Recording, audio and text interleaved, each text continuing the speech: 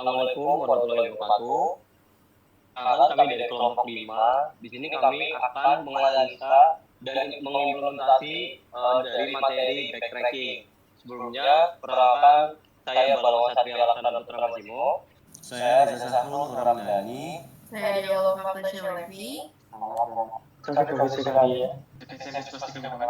Lalu ada Sinta Sintiani. Lalu saya Rida Akifah. Boleh di skip aja. Yang pertama itu apa itu backtracking? Jadi algoritma backtracking itu adalah peluk balik atau strategi pencarian solusi sistematis yang dikembangkan sebagai penyempurnaan cerdas dari pendekatan brute force. Jadi alih-alih menguji semua kemungkinan, jadi backtracking sendiri ini akan memangkas atau pruning cabang pencarian yang sudah dipastikan tidak akan menghasilkan solusi valid sedini mungkin. Lalu mengapa backtracking? Jadi backtracking sendiri itu sangat bagus untuk menyelesaikan masalah kombinatorial yang kompleks di mana algoritma 3D atau dynamic programming gagal memberikan jaminan kebenaran solusi secara ekstrak. Lalu ada mekanisme operasional utamanya yaitu satu konstruksi itu membangun solusi komponen demi komponen secara bertahap, lalu mengevaluasi kelayakan setiap solusi parsial yang terbentuk. Lalu yang kedua ada evaluasi, yaitu mengecek apakah penambahan komponen baru melanggar constraint syarat bebas. Jadi jika lolos, pencarian akan diteruskan. Lalu yang ketiga ada mundur atau backtracknya sendiri.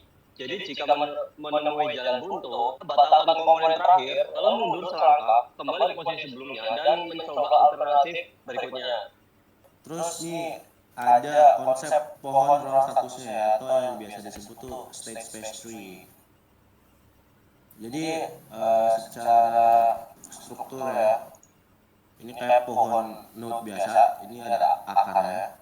Akarnya yang paling atas dia sebelum mulai iterasi gitu, root akar tahap awal sebelum solusi dikonstruksi. Ini abu-abu nih kalau di gambarnya. Lalu ada level simple kesekian, itu adalah pilihan komponen kesekian dalam solusi. Jadi iterasi pertama ini dia bakal dikirim nih, karena dia ini basisnya depth first search backtracking itu.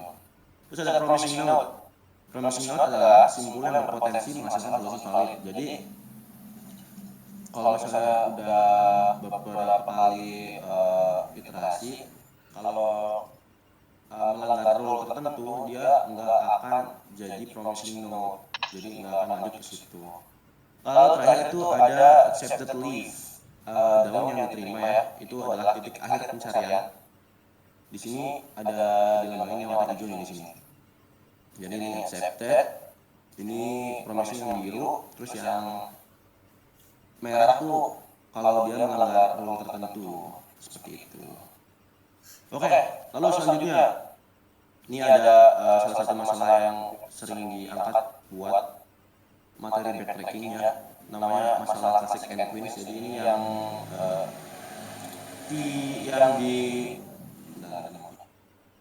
yang di papan catur, jadi nggak bisa memposisikan ratu di row yang sama atau di kolom yang sama jajaran, kalau nggak secara diagonal itu tidak boleh, karena nanti mereka bisa saling mengalahkan. Nah, backtracking bisa dipakai buat memposisikan ratu tersebut agar tidak saling menyerang satu sama lain. Ini ada konstan matematisnya.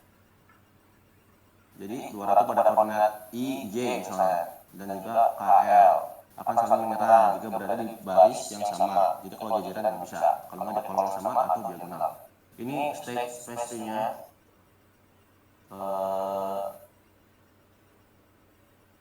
mungkin aku coba jelasin dulu ya. Ini di start, terus ini masuk ke initial state-nya, initial state apa tadi ya? Di simbol ke pertamanya ini 1 sama 1. Ini berarti row 1, kolom 1, karena dari pertama dia pasti valid. Jadi dia lanjut ke kemungkinan selanjutnya. Ini sini ada satu di row 1 dan kolom 1 udah dari Tara tuh. Terus selanjutnya dia di row 2 kolom 1, karena mereka jajaran jadi bisa saling menyerang kan, jadi dia tidak bisa. Jadi itu di pruning, istilahnya di pruning, jadi pas itu ke selanjutnya ditutup jadi nggak bakal ke situ. Terus kayak gitu lanjut iterasi selanjutnya dari kiri ke kanan sampai ada yang nggak menyerang, terus itu jadi promising node. Nah itu yang promising node nya 2,4 nih, berarti row 2 sama kolom 4. terus dia lanjut mencari lagi informasi sampai paling dalam karena ini GFS.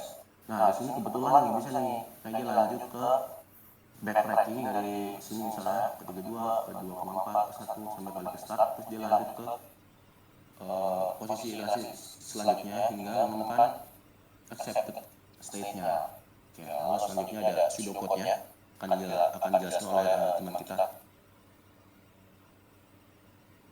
Baik, jadi di slide ini kita menampilkan pseudocode algoritma NQuest yang menggunakan metode backtracking dengan teknik promising function untuk memeriksa apakah suatu posisi ratu itu aman atau tidak. Nah, jadi yang pertama itu ada prosedur rekursif utama. Jadi pada bagian sebelah kiri itu terdapat prosedur Queens E yang berfungsi untuk menempatkan ratu pada papan catur secara bertahap. Nah, untuk alur kerjanya, yang pertama itu program akan memanggil fungsi promising E untuk memeriksa apakah posisi ratu itu pada baris ke I itu aman atau tidak. Nah, jika posisinya itu valid, jadi I sama dengan N, itu tuh berarti seluruh ratu berhasil ditempatkan dan solusi dapat ditampilkan. Lalu jika belum mencapai baris terakhir, program itu akan mencoba menempatkan ratu yang berikutnya. Nah, untuk perulangan 4J, itu 1N itu digunakan untuk mencoba semua kolom yang tersedia pada baris berikutnya. Jadi setiap kali kolom dipilih, itu tuh nilai posisi ratu akan disimpan pada Cho I plus 1, kemudian prosedur Queens I plus 1 itu akan dipanggil kembali secara rekursif. Nah, jika pada langkah berikutnya ditemukan konflik, maka algoritma itu akan kembali ke langkah sebelumnya, atau itu yang disebut dengan backtracking, dan mencoba kolom lain. Jadi intinya, prosedur ini tuh bertugas untuk mengeksplorasi kemungkinan penempatan ratu hingga menemukan solusi yang valid begitu. Nah, untuk yang kedua itu ada fungsi validasi atau promising. Nah, jadi pada bagian kanan yang sebelah kanan itu terdapat fungsi promising yang digunakan untuk memeriksa apakah ratu itu yang baru ditempatkan tidak menyerang ratu lain begitu. Nah, untuk proses pengecekannya, yang pertama variabel K itu digunakan untuk membandingkan ratu yang satu dengan semua ratu yang sebelumnya. Nah, jadi selama belum ditemukan konflik, program itu akan melakukan dua pemeriksaan kolom yang sama. Jadi kolom yang sama itu jika Cho I sama dengan Cho K, maka dua ratu itu berada pada kolom yang sama. Jadi dia itu akan tidak valid seperti itu. Nah, untuk diagonal yang sama, jika ABS Cho I min Cho K sama dengan I min K, maka kedua ratu itu berada pada diagonal yang sama gitu. Jadi dia itu tidak valid. Jika salah satu kondisi itu terpenuhi, maka nilai promising itu akan diubah menjadi false.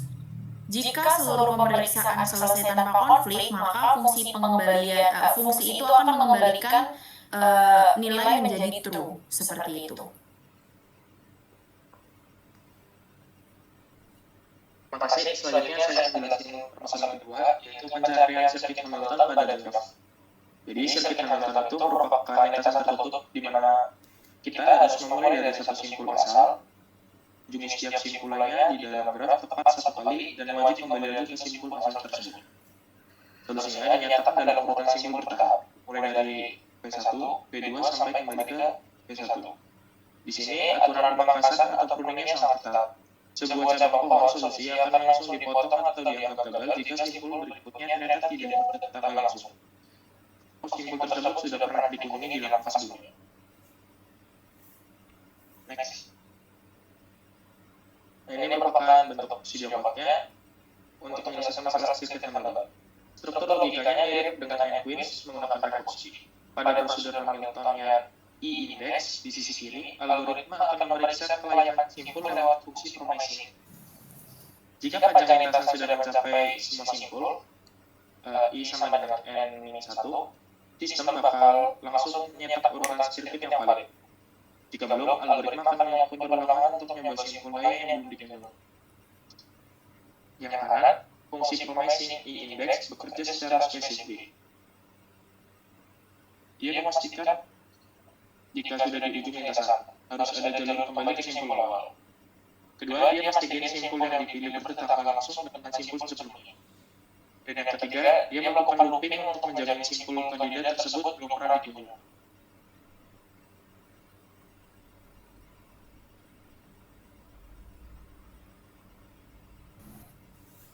Selanjutnya, pewarnaan graf atau M-coloring. Metode untuk mewarnai setiap simpul pada graf dengan maksimal M warna yang tersedia. Aturan utamanya adalah dua simpul yang terhubung langsung tidak boleh memiliki warna yang sama. Pada contoh ini terdapat 6 simpul yaitu A, B, C, D, E, dan F. Dengan 4 warna yang tersedia yaitu merah, hijau, biru, dan kuning. Hasil pewarnaannya adalah A yaitu merah, B yaitu hijau, C yaitu biru, D yaitu kuning, E itu hijau, F itu merah. Jika kita perhatikan, tidak ada dua simpul yang saling bertetangga memiliki warna yang sama. Misalnya simpul A terhubung dengan B, C, dan D sehingga warnanya harus berbeda dari ketiga simpul tersebut. Hal yang sama berlaku untuk simpul lainnya. Mungkin terlihat bahwa A dan F sama-sama berwarna merah dan B dan E sama-sama berwarna hijau. Namun perwarnaan ini tuh tetap valid karena pasangan simpul tersebut tidak terhubung secara langsung sehingga tidak melanggar aturan pewarnaan graf. Algoritma M-coloring ini biasanya menggunakan teknik backtracking yaitu mencoba memberikan warna pada suatu simpul. Jika ternyata terjadi konflik dengan simpul yang bertetangga, maka algoritma akan kembali ke langkah sebelumnya dan mencoba warna lain hingga ditemukan solusi yang valid.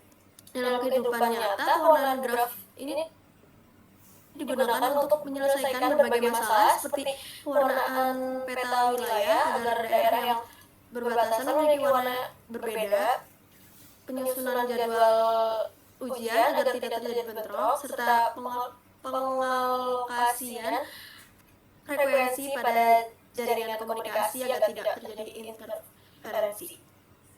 Next. Oke, baik. Selanjutnya di sini ada subset sum problem, yang mana subset sum problem itu adalah masalah untuk mencari apakah ada beberapa angka yang dalam satu kumpulan yang jumlahnya itu sama dengan target M. Nah, contohnya misal jika kita ada angka 2, 4, 6, dan juga 8, dan targetnya itu 10, kita bisa mencari kombinasi yang hasilnya itu 10, seperti 2 ditambah 8 atau 4 ditambah 6, seperti itu. Nah, masalah ini termasuk NP complete karena jumlah kombinasi yang harus dicek itu bisa sangat banyak. Lalu untuk rumus matematisnya sendiri, itu ada yang tertera pada slide, yang mana WI-nya sendiri itu adalah nilai atau bobot elemen ke I, lalu XI sendiri untuk itu bernilai 1 jika elemen dipilih dan 0 jika elemen tidak dipilih. Lalu untuk M-nya sendiri adalah target jumlah yang ingin dicapai. Nah, selanjutnya ada aturan pruning atau pemangkasan cabang. Tujuannya di sini adalah untuk mengurangi pencarian yang tidak perlu. Nah, kondisi ini cabang dihentikan apabila jumlah sementara ditambah bobot berikutnya itu lebih besar dari M, atau jumlah sementara ditambah sisa bobot yang belum dieksplorasi itu kurang dari M. Next. Nah, untuk aplikasi backtracking di dunia nyata sendiri, salah satu contohnya ada kriptografi yang mana digunakan dalam bidang keamanan data, yang membantu dasar pembuatan sistem enkripsi dan juga kriptografi. Contohnya itu ada pada algoritma seperti Markley-Hellman-Knapsack cryptosystem. Lalu yang kedua di sini digunakan untuk alokasi memori, yaitu digunakan oleh sistem operasi untuk mengatur penggunaan memori, yang mana membantu menempatkan data ke dalam blok memori yang sesuai. Tujuannya sendiri adalah untuk agar ruang memori tidak terbuang sia-sia. Lalu selanjutnya ada optimasi logistik yang mana digunakan untuk menentukan kombinasi barang yang akan dimuat, memastikan kapasitas kendaraan atau wadah digunakan secara maksimal, yang mana ini membantu proses pengiriman menjadi lebih efisien. Jadi backtracking tidak hanya digunakan dalam teori atau pemrograman, tapi juga digunakan untuk dunia nyata, teman-teman. Metode ini juga banyak diterapkan dalam keamanan data, pengelolaan memori, dan dunia logistik untuk mencari untuk mencari solusi terbaik dari banyak kemungkinan. Seperti itu.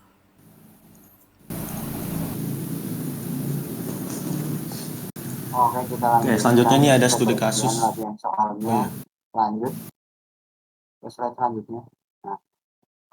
Nah, baik, di sini langsung masuk ke soal pertama.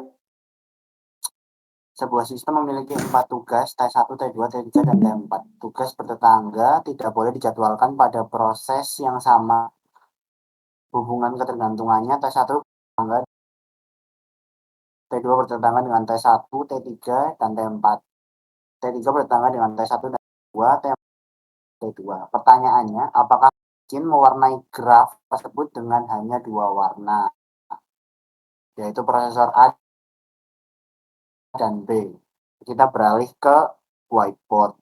Oke, jadi di sini ada T1, T2, T3, dan T4 ya. Nah, tapi di sini aturan mainnya di sistem ini itu tugas yang bertetangga tidak dilarang keras dieksekusi di proses yang sama. Jadi pertama T1 itu ke T2 bertetangga dengan T2 dan T3. Yang kedua T2 bertetangga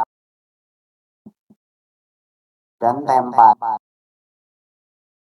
Nah, di sini yang terakhir T3 itu hanya bertetangga dengan T1 dan T2. Oke. Nah, ini membentuk sebuah segitiga yang dinamakan K3.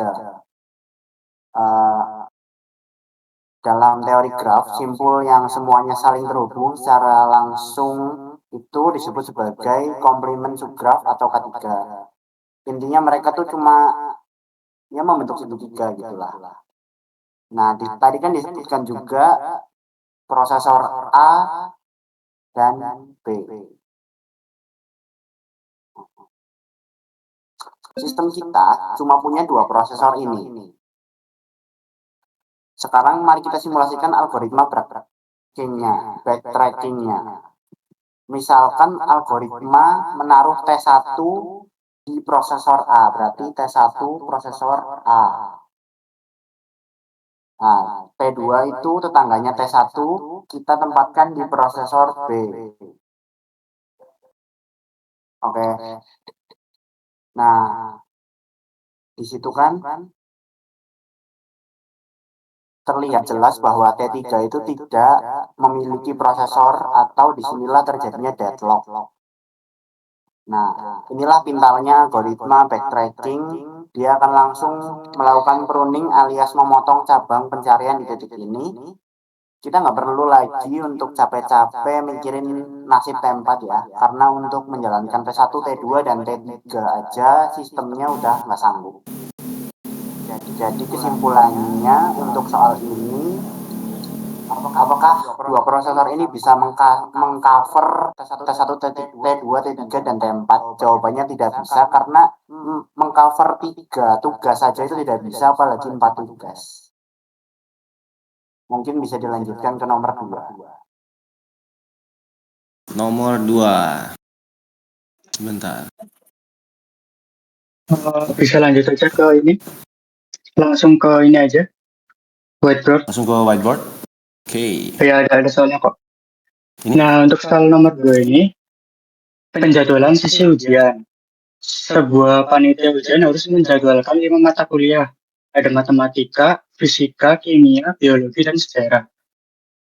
Kapasitas gedung sangat terbatas, sehingga panitia hanya diperbolehkan menggunakan maksimal 3 slot waktu, antara pagi, siang, atau sore.